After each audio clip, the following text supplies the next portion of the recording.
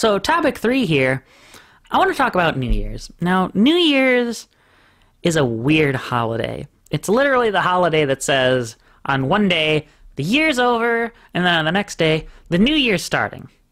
And for me, like, New Year's is like, honestly, the ultimate anxiety holiday. Now, the good thing is I'm over it now that we're 18 days in, but like the lead up and the immediate opening, the lead up to the new year and the opening to the new year, like I just, I don't like it, because to me, it represents a lot of my pessimism, because when I think of the new year, I start thinking about things that I didn't complete in the year. So like 2020, what was something I didn't complete? Oh, how about 10 episodes of the podcast? I regret doing that. I wanted to get 10 episodes this out. I didn't end up doing it. I think of the things that like I wanted to do. For example, you might not know this, but I'm a little bit of a golfer. I only ended up going out once. I wanted to do that more, but it didn't work out for me to do that. I think about things that I tried doing. Like, I swear, every time that I've tried doing hangout type things with the friend group that I met in my first year of college, there's been something that's gotten in the way, whether it's the end of the semester and we really didn't make hard plans for the second semester, or, oh no, now there's a global pandemic and we can't even see each other anyway because we have to be hundreds of miles away wherever the heck we live. Or even if it's things like I wasn't able to keep up with. I wanted to play more Dragon Quest XI. I didn't end up doing that, right? I start thinking about the things that I did not end up doing during the year at all. Look at the things I just talked about in my backlog. I didn't end up doing that. Some of the experiments I tried doing, like I didn't end up really getting to do them fully. Like I didn't end up getting to see what would a full episode of the Creative Outlet podcast be like with 2 people. And that's unfortunate. One of the things, and I realize this is silly for being ultimately a young person, but it's like, I'm going to be another year older in August now, and that's freaky. Like, that's another thing. Leading up to my birthday and the immediate aftermath of my birthday, I get the same sort of feeling I get around New Year's of like, oh my God, this year I'm going to be 21 years old, and that is crazy to me. Because, like, I mean, I can remember being 8 years old, and, like, in your whole world, you're like, all right, I'm 8. This is what life is like at 8. And now you're like, oh my goodness, now, where did those 13 years go? Oh, then I'm going to be 21. And, you know, I think probably the big one, and this is a pretty common fear, it's like, I'm another step closer to truly being the outside world, which is being in the outside world, which is simultaneously a great thing and simultaneously a horrible thing as far as I'm concerned. Because on the one hand, you know, that means I'm closer to like all of my own freedom. I get to decide like, here's the food I want, when I want it, and how much I have to pay for my own everything. But on the other hand, I have to pay for my own everything, and I have to schedule my own everything, and I have to attempt all of those. I have to get my own home, my own job, all those things. It's a lot of responsibilities as well as a lot of fun parts that go with those responsibilities. And, you know, that's the thing about it too, is those are all of the negatives. I'm sure there's more negatives I didn't even mention that I can't think about. But the thing about a new year is that it's not all negative. Sure, I can look at those pessimistic aspects. I can look at, man, I didn't golf. But you know what? Just because I didn't do it last year doesn't mean I'm not going to do it a bunch in 2021. I'd really like to, you know, do more exercise. Like, that's something that I would like to try to do, like, once a week or, like, once every 2 weeks, because it's a kind of exercise that gets me outside that's different from just, like, you know, riding a bike or you know, doing something like lifting some weights, going on a walk, right? That combines, like, there is a bunch of walking, but there's also some arm exercise and, like, swinging a stick around. You know, I was a bowler, right? I can't really do that now because there's a global pandemic and people shouldn't be inside a poorly ventilated old building or even a, you know, slightly better ventilated newer building, because you need to have a lot of people together in the same room all close to each other. But, if things were to get better, that's something that I think would be good for me to do in 2021. I want to, I can do things like lose some weight. I know I'm not like a super big, chunky, super fat boy, but, I'm also not like a skinny twig like people around my age tend to be. So, like, those are some things. I know people always talk about, like, oh man, you've got a New Year's resolution. You're going to start it, but you're not actually going to be able to keep up with it. And I know that usually ends up being true. But it's like one thing that like was a technically-ish a resolution next year was like I in 2019 I asked for this microphone for Christmas. Why? Because I wanted to do something that I've been doing that I've done in the past and enjoyed, which is talking. And I really like talking, and so I ended up making a podcast, even if like my thoughts aren't always completely coherent. I just want to do it because I can do it, and I enjoy doing it. So that's something I could keep up with. And like similar to, like I said, if things weren't completed, that means they can still be finished. I didn't make 10 episodes in 2020. Well, guess what? This year, there's going to for sure have been 10 episodes of the Creative Outlet Podcast. And ideally, if I can build bridges and stay committed to some of these things, that means I can hopefully try more new things and stick to something new that I maybe tried in 2020 or will try in 2021. I didn't end up finishing Dragon Quest 11 last year. Okay, I'm gonna commit some more hours to playing it this year. I'm probably still not gonna finish it this year because it's a 100-hour game and I have responsibilities like work and school and all that stuff. But I'm gonna at least like get through a decent chunk of the game. I'm gonna connect with those people that I want to connect with, whether it's as simple as saying like, hey, let's like, I don't know, make a Discord server or something, and talk and hang out, even though we can't see each other. Maybe we can't even play games together for one reason or another. Remember the problem with playing games online segment I talked about a few episodes ago? God, I can't even remember which number that was. That might have been like 3 or 4, maybe even 2. It was one of the episodes where I was still in the dorms. So, I don't know. I would just say, like, I cautiously kind of don't like New Year's. Like, now that I'm like outside of the bubble of, oh my god, we're almost not going to be in 2020 anymore, and now I have to start writing 2021, I feel better about it, but I still I've never really liked it. And really that brings in the final topic too, which is let's give a wrap up to 2020 itself. Reflection, or as I titled it, Reflections on My First Global Pandemic, and hopefully the only one in my life. And suffice it to say, of all the experiences I wanted to have in my life, or any of the things that I planned on having, I don't think anybody really prepares for like, man, I'm going to live through a deadly disease. It's going to completely upend everything that I planned on doing for an entire year, maybe more, and how I live. And if you want proof of that for me, as far as like how much I plan on this, you could just go back to episode 4 as well, I believe. Because look, I mean, I will readily admit it is, and I'm pretty sure I talked about this too. It was really hard listening to the editing on that because, and I would say I downplayed what could have happened with it.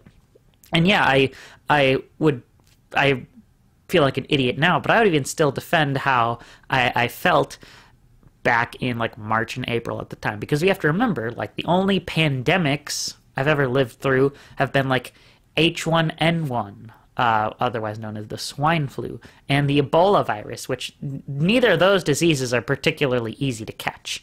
You basically, like, if I remember correctly, like the Ebola virus, yeah, you would have pretty horrible outcomes, but unless you lived in a very desolated community where you'd be around like waste, it was pretty hard to catch it. I mean, that doesn't make it a better experience, because like I said, it was a very deadly disease, and of course there were a lot of people who died from it, but not nearly as many that are dying now from COVID-19. And I also pretty naively thought that, through prolonged social distancing, that you could actually see the spread slow until it hits 0. And you kind of actually did see that after a long time in countries like New Zealand. But it is also very easy to say, like, I mean, even the president, for as much as he didn't idiot, separately. Like, when you see you only have 15 cases, it's really easy to assume that, well, we've only got 15. If we do the things we need to do, it'll go down to 0. Even though that's just kind of naive and a false notion, because no matter what, even if you have somebody who's like caring for this person, like a nurse, they still have to go out into the community. It's not like they can completely isolate everybody who gets the disease. And then there's all the asymptomatic people as well. And as far as other reflections on 2020, like so many other things, being a political science student, one of the things I've been thinking a lot about recently is COVID-19 and just other world events caused more polarization. As far as things like, I mean, there's the anti-maskers, there's those that are for and against lockdowns. And I mean, for the record, I would prefer lockdowns with financial support for communities, whether it's like a, monthly or weekly checks or whatever. I remember thinking at one point early on in this, like especially when there were big, even protests over, like, I don't want to have to wear a stupid mask, like the mandates, that I was like, man, I never thought health could be politicized. Of course, then I thought about it. I was like, oh, wait, abortion is a health topic, and that is already politicized. And it's just so weird to see, like, to live in a world now where it's hard to even trust your basic expert. And granted, I understand that, like, a lot of people in smaller communities see them as the cultural elite, and in a way they are, and even then it's hard for me to respect some of the experts too, as they're the people who teach me, and they can be, like, even if it's just as something as simple as, like, they're pompous and, like, they have ridiculous expectations. I can understand how people would say that, but it's just something that I would never think about, where it's like, man, people really would disrespect the doctors who really truly understand these world events. Probably one of the big defining moments for 2020 for me was, this is the first presidential election that I was able to vote in. And, really this is an event that stretches from 2019 into 2020 and still even now into 2021. Literally, this is the final creative outlet podcast of the Trump era, the Donald Trump presidency, assuming he doesn't run in 2024. And now with how things have gone, it's looking less likely, but that's a whole, the entire election is a giant saga, and it was the definition of a roller coaster. And going from the primary to the general, like, it's, my God. We started off with, like, 20 different Democratic candidates versus one, and I mean, there were technically 3, but realistically for the Republican side, there was only going to be one candidate, the incumbent of Donald Trump. And just going from, like, having people like Marianne Williamson, who's like, I mean, I wouldn't say I love her in the way that some more left-leaning people have come to love her, although I definitely like her more than when she started off in the primary, to people like, oh my God, Pete Buttigieg, who's going to be the transportation secretary, which is insane to me considering he is not even held a state position. He's barely held a local position in office. I mean, there were, like, Joe Biden ending up being the nominee when, I wanted someone like, obviously Bernie Sanders. I would have sucked it up in the end if it were Elizabeth Warren, but I'm still not super happy with her as far as, not helping out the person who she should nominally, and as far as if she just followed her policies, have been more inclined to support, but I digress. Like, Michael Bloomberg was a candidate for the Democratic side. Really? The guy who is a Republican for the vast majority of his life and is a super duper duper big billionaire thought he could end up being the candidate for the Democratic Party in 2020? That's ridiculous. And it's just weird to see how much of a presidential election can be, like, forced and contrived. Like, I mean, need we talk about the Bloody Monday moment that went into Super Tuesday, right? Like, where, it's like, as far as Super Tuesday went, or just as far as elections go in general, if there's one thing that you rely on, it's that politicians generally, I mean, not all of them, but a lot of them have an ego. They think, man, like, especially if they're running for president, they're like, yeah, I can be president. See, again, Pete Buttigieg. Also, again, I will point out this has nothing to do with his identity as a gay man. That is completely superfluous to me. He is, he started off in the primary talking like some of the good talk about like, nationalizing healthcare and education of all those things. But when he, it's like you really, really quickly saw him pivot to things like, well, I'm going to be the guy of Medicare for all who want it. Why, Pete? Why would you change that unless you realize that it's not really helping you anymore to just go for full M4A, right? Which you should be going for. But I digress. Let's see, who all dropped out? It was like, I know it was Amy Klobuchar and Pete Buttigieg are the big ones, but, Elizabeth Warren didn't. And lo and behold, this is right after South Carolina and the history of Joe Biden winning his first primary election for president ever. Yes, believe it or not, it was not until South Carolina that the guy who is now the president-elect and will be the president in 2 days on noon Eastern Standard Time won a presidential primary election just when he's run 3 times, including once in the 1980s, where he had all the plagiarism scandal. But I'm getting off track here. The debates, the general election presidential debates were atrocious. The first one with Chris Wallace, and I mean, out of all the Fox hosts, I mean, none of the hosts on Fox News are like super great. They are all pretty obviously in favor of the Republican Party. But of the ones that are the best, I would pick Chris Wallace 100 times out of 100. So he was clearly the best choice for someone to host. If they were going to pick someone from Fox News, he would have been a good choice for a presidential debate. But he just could not keep Donald Trump under control.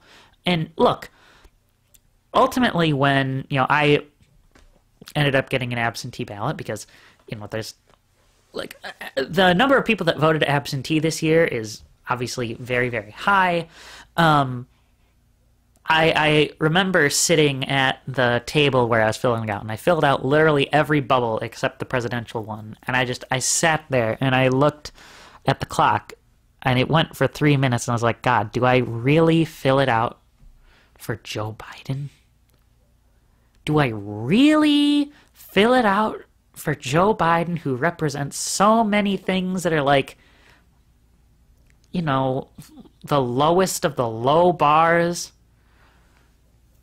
Or do I write someone in? And ultimately, I had to fill out the bubble for him, if only because of this stupid Duverger's law in which I don't want to get like completely in the weeds in a political science talk here, but it's essentially the reason why we only have 2 major parties in the U.S. Other than, again, I don't want to get completely off in the weeds. You can talk about the detailed version of this another time, but it's basically that idea where people talk about, like, you're going to vote for a third party, you're going to waste your vote. The Duverger's law is the reason that is the case. But in the end, especially now that there's only 2 days left, it's like, yeah, I'm happy that Donald Trump is going to be gone. And, certainly I'm less harsh on, like, the Democratic, like, House candidates and the Senate candidates than I am on the presidential candidates. But, there are not many candidates that come out for elections that have my full support.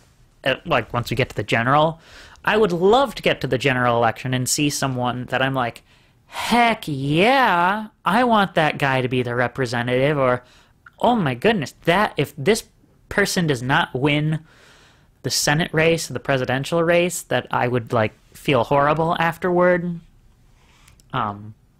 It's not a common opportunity, and this year was another year where that opportunity did not happen for any election level as far as I'm concerned, even if the ones who I picked still had their bright spots in some areas.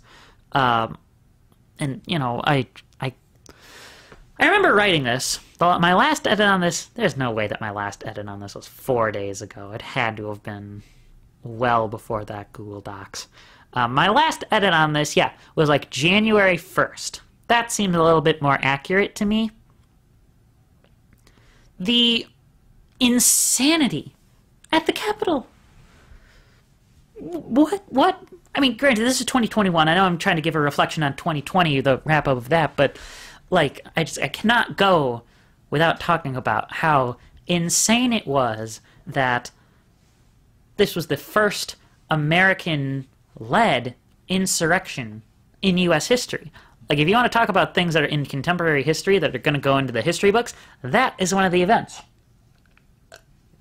And for all things, it's trying to keep Donald Trump president of the United States. And, I acknowledge I'm not a Republican. I really don't care for him at all, so I'm not his audience.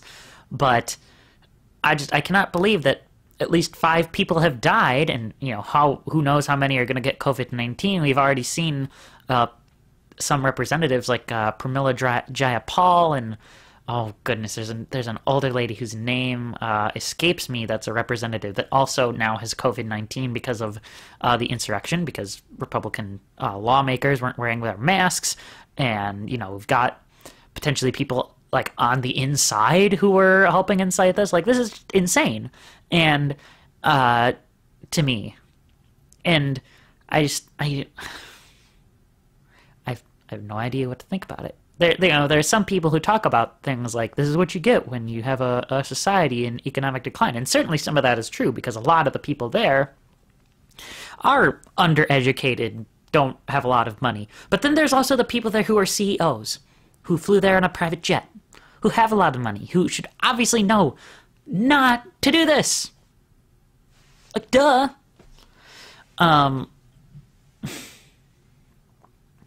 Like, I just...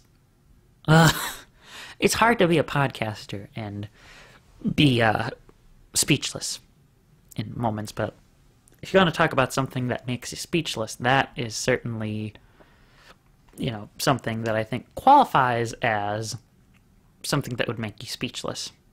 I guess the last reflection I have on 2020, though, is related to COVID-19, other than, I didn't even talk about all the racial George Floyd stuff. Like, what am I doing? I talked about that extensively in episode 5, so I'd really recommend checking that out there. That's something that even connects to the presidential election, too. It's like, how in the world in the year 2020, when we have, the closest thing we've had since the civil rights movement to a major, protest for, against police brutality, do we get one of the main proponents of the crime bill, the 1990s crime bill, being the Democratic candidate? That's insane. And, I don't know how many more years can go on in American politics before we actually see some police reform. Because we talk about it all the time, and it never happens. And I, for one, granted, I acknowledge I am not really impacted by the police brutality, but yeah, I want to see the laws change around it, because the laws should change around it. The fact that so many people die from shootings by an officer is ridiculous. And, at the same time, I also understand, because I have had people, or, I have known people, in my family and in my community who have worked with officers, and certainly they... they're the quote, I hate to classify between bad and good cops in this case, but the officers who wouldn't dream of shooting an innocent person, I understand why they feel scared and away for their jobs, and it's kind of similar to the military situation, where it's really the reason I want you to have less money for your force isn't just because the whole defund the police sort of thing, isn't just because I want to see less militarization of the police, and because I want to see more money go towards social work, but also because I really only want to see police go out when they need to go out. They should do the things they need to do. And that's the same idea with the military, where people say you could cut the military budget in half, and we'd still have the most, and we could bring a bunch of troops home and be relatively fine. I'm sure there's like some things that I don't understand being a civilian as far as the military situation is concerned, right? But I only really want to send out the soldiers if we absolutely have to, and if we're not in a situation where we have to, why bother sending them out? I'm sorry, I'm just going on a complete digression here, but we've had a year of pandemics, a movement for racial justice that ended up not being served, and a year with the most insane political election I'm hoping I ever see in my lifetime. And, hopefully something as far as, like, I don't know if the impeachment that they're doing is going to work in, that's been going through, it already passed the House, whether it'll pass the Senate to try to get Donald Trump to be unable to run ever again for office is questionable, because you'd need to get 17 Republicans to sign on to it, and that's a long shot, especially when you only had 10 in the House. I really wish that the House and the Senate would just go for the 14th Amendment route, where Donald Trump, because he did aid, and he gave aid and comfort to an insurrection. Like that's the language in the amendment there about like giving aid and comfort to an insurrection is the idea. Like, yeah, that's what he did. And because of that little bit in the 14th Amendment, we can put a little piece of legislation through that says, you ain't running for president again, buddy. But the last thing I want to talk about as far as 2020 is, be sure to pour one out alcoholically if you're like me and you're still not quite 21, a perfectly good non-alcoholic beverage for the things that we lost in 2020. And, that, like, in this case, like I said, we were talking earlier, Smash tournaments, there's not going to be Smash tournaments until the world's back to normal. Let's see. There's, in my, the state that I like to call home here, there's a couple of major institutions that are gone or are going to be changed in a significant way without regular life being there to have facilitated or, like, seen that change come to fruition. Like, in Wisconsin, a couple of the big things. The baseball stadium for the Milwaukee Brewers for my entire life has been called Miller Park. Now it's going to be American Family Field, and that's just wrong to me. I mean, I know it's really not that big a deal, but, like, that's an institution for you. That's going to be gone. Or in Wisconsin Dells, there was the Tommy Bartlett Show, which is like a boat water skiing sort of show. The last performances of that were in 2019 because they couldn't do any in 2020. And obviously, when your whole business model is built on having performances, you kind of have to shut down. And I mean, let's not even forget all the permanent losses of small businesses either. I know at the point it was like you could see up to 40% of small businesses. I'm wondering, like, are we going to get to 60% of small businesses end up closing by the end of this pandemic or what? It's 2020 was a time. There's a reason why people want 2021 to be a better, hopeful year, and I don't know if that'll end up happening. I don't know if it will end up being that much better. We'll just have to see what happens. But ultimately, this is all I have for the Creative Outlet Podcast episode 7. We did barely, I think, end up making it to 2 hours. I mean, it says 2 hours on the camera, but there are a couple of minutes that I spent setting up the shot, so it's really like an hour and 59 or so.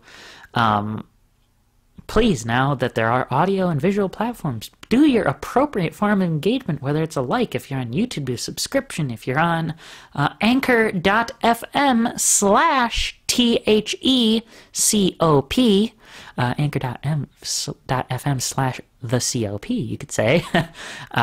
If you want, you can always send in a message, do those thumbs up, like, favorite put the podcast on your favorites list. I hope to see you in the next episode. I'm really wondering, now that I have a camera that can do these things all in a row, how well I'm going to be able to do the segments. Because that was the only bit of beauty with the EOS Rebel was, I had to use the remote, which, by the way, I can't use the remote on this camcorder, which is stupid, but I digress. I could not use. I don't know how easy it's going to be to split up the segments here, because I'm not sure what the natural cutoff point is going to be for some of them. But I will try to, of course, make the segments for this episode as well. With all of that stated, this is Brandon Pudwill officially signing out, and I thank everyone for listening and watching in this first year of the Creative Outlet Podcast.